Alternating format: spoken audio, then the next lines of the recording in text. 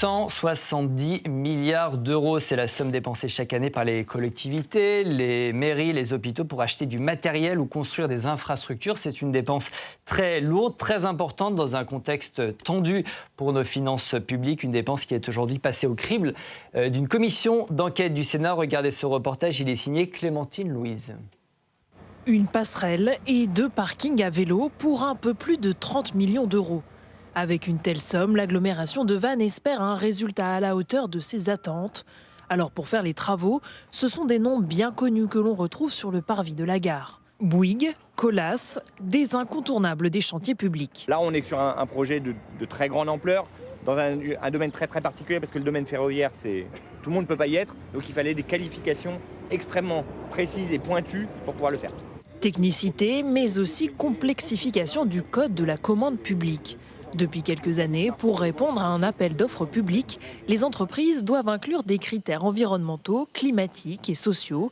Plus largement, les TPE et PME se plaignent de difficultés d'accès au marché public liées à des lourdeurs administratives. Lorsqu'il y a quelque chose de nouveau qui est mis en place, les grosses sociétés en fait, sont adaptées, elles ont des services qui peuvent justement répondre à ces clauses, par exemple, et ça mettra un petit peu de temps en fait, pour les autres entreprises avant de pouvoir accéder à ça. Et donc pourquoi pas les accompagner pour gagner un peu de temps vis-à-vis d'elles, pour éviter en fait, qu'on se retrouve avec des appels d'offres infructueux ou des appels d'offres avec quelques offres seulement. Ici, à Vannes, rares sont les PME qui travaillent sur le chantier de la gare. Ce directeur d'une entreprise locale de 14 salariés a réussi à décrocher un contrat, mais en contournant la procédure. J'ai fait ma recherche de savoir qui était l'architecte, j'ai su que c'était des architectes belges, je les ai appelés, on a commencé à avoir des échanges. Les marchés publics sont accessibles, mais c'est vrai qu'il ne faut pas se mentir, il y a toujours une phase où si on n'est pas en phase étude avant le lancement de l'appel d'offres, où on s'est mis en avant, on s'est montré auprès du maître d'ouvrage et maître d'œuvre, on sent que des fois c'est un peu plus compliqué. Si cette PME s'est imposée à sa manière, bien d'autres n'arrivent pas à s'insérer sur les marchés publics. Résultat, ce sont souvent les grandes entreprises qui remportent les marchés et dictent leurs prix. Un manque de concurrence qui pénalise les acheteurs. À l'heure où les dépenses publiques sont passées au crible, les 170 milliards d'euros annuels d'achat public interrogent. Une commission d'enquête sénatoriale lancée en mars 2025 s'intéresse justement à faire un état des lieux de la commande publique en France. Sur nos territoires, c'est un levier puissant également de soutien à l'emploi local, d'accélération des transitions.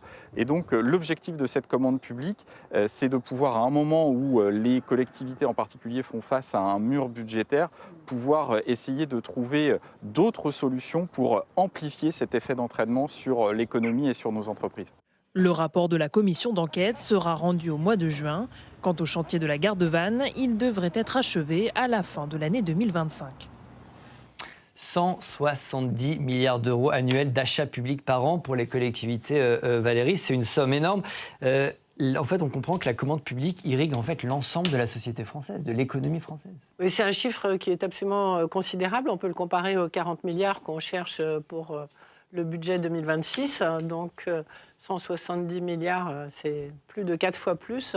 La commande publique ne fait pas l'objet d'un contrôle total. C'est-à-dire que les gens, effectivement, passent des appels d'offres pour un certain nombre de projets. Donc c'est bien de leur laisser la possibilité de développer des choses, mais effectivement, cette commission va être très intéressante parce qu'on ne sait pas toujours à quel effet ont lieu ces commandes publiques. La deuxième chose qui apparaît dans votre reportage et qui est absolument cruciale, c'est l'égalité devant la réponse à la dépense publique. Parce que les appels d'offres sont toujours assez compliqués, ils sont très chronophages, ils sont très techniques.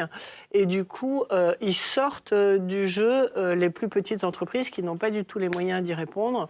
Et vous vous apercevez, quand vous regardez le détail, que ce sont souvent les mêmes grosses entreprises qui récupèrent la plupart des marchés. Donc voilà. Donc il y a une histoire de quantité, il y a aussi une histoire de à qui on attribue quoi et pourquoi faire.